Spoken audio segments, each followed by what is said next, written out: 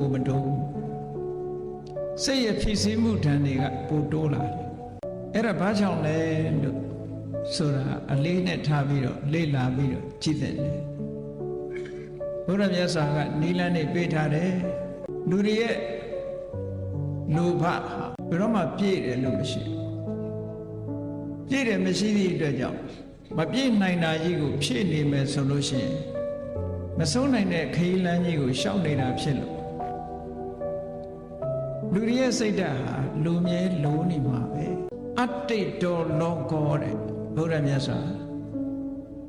လောကသားတွေဟာဘယ်တော့မှတင်းတိမ်သွားတာမရှိဘူးတဲ့ဘလောက်ပဲဖြည့်စည်းပေးမတင်းတိမ်ဘူးကောင်းတဲ့ကောင်းအောင်တိုးတက်တဲ့တိုးတက်အောင်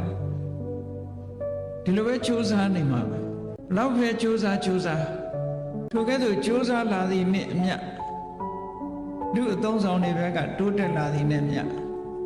လူတွေရဲ့စိတ်ထဲမှာလည်းပဲစိတ်ဖြစ်စည်းမှုဆိုတဲ့ဒဏ်ရာဒဏ်ချက်တွေကလည်းပဲတိုးလာတကဘာလုံးနဲ့ခြုံကြည့်မယ်ဆိုရင်ဒီတိုင်းပဲမြင်ရမယ်အေးကံကောင်းထောက်မှလို့ဘုရားမြတ်စွာဟောကြားတဲ့တရားဓမ္မတွေကိုနာယူခွင့်ရကြတယ်တရားကိုနှလုံးသွင်းခွင့်ရကြတယ်လက်တွေ့ကျင့်သုံးခွင့်ရကြတဲ့ပုဂ္ဂိုလ်တွေမှာထိုစိတ်ဖြစ်စည်းမှုဓာတ်တွေကိုအတော်အသင့်လျှော့ချနိုင်ကြတယ်